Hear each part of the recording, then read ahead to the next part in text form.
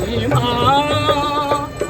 पुन्हा जन्म तू या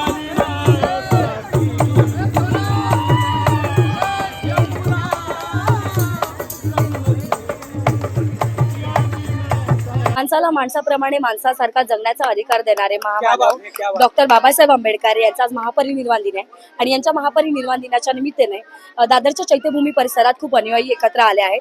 त्यांना सांगीतिक महावंदना कुठेतरी देत आहेत. नमस्कार दादा, आपण कुठून आलात? आम्ही जालन्याहून आलो. मित्र म्हणजे कलेच्या दृष्टीतून सगळे एकत्रित झालो. कशामुळे? ही आमच्या कलेची एक छाया. माझं नाव भीम शाहीर गौतम सर्वदे.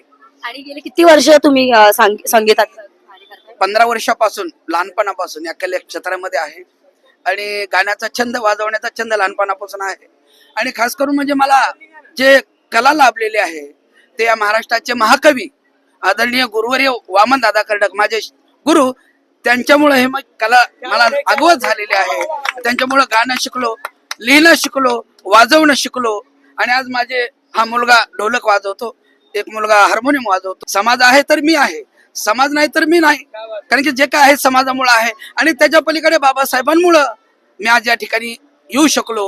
कारण की बाबासाहेब नसते तर आता सांगितलं, भीमा घे पुन्हा जन्म तू या दिनासाठी.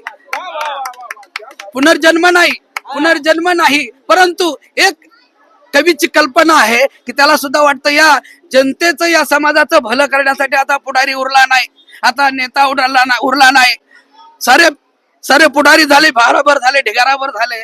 परंतु म्हणून बाबासाहेब तुम्ही पुन्हा जन्म घ्या आणि या नेत्यांच्या कानाला धरून एका जागी आणा आणि या जनतेचं भलं करण्यासाठी सांगा, अशी या गीतातून सदिच्छा. मी पुण्यावरून आले. असं गेले किती वर्ष तुम्ही हार्मोनियम वाजवताय? मी वयाच्या 7 वर्षापासून हार्मोनियम वाजवून गाते. आमचं वय काय तुमचं? आता माझं 54 रनिंग चालू आहे. म्हणजे आपण बघू शकतो की दादरच्या चैत्यभूमीवर फक्त जे पुरुष आहेत त्यांच्यासोबत महिला कलाकार देखील इथे दाखल झालाय. तुम्ही खूप छान हार्मोनियम वाजवता. कुठे संगीताचं शिक्षण घेतलं की कसं काय? नाही, माझं शिक्षण नाही, काही नाही, कुठं शिक्षण घेतलं नाही. माझी 4थी पास म्हणजे शाळा झाली, पण या कलेतून मला कुणी शिकवलेलं नाही. कारण माझे आई वडील, आजोबा, आजी, चुलता चुलती सगळे आमच्या घरानच कलावंत होते. लहानपणापासूनच मी हार्मोनियम वाजवते. किती वर्ष करताय तुम्ही सगळं? किती वर्ष झालं तुम्ही इथे येताय चैत्यभूमीवर सगळेजण? लहानपणापासून.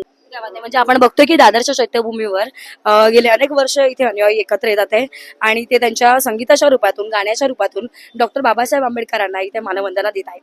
निकिता महेंद्र, लोकल 18, मुंबई.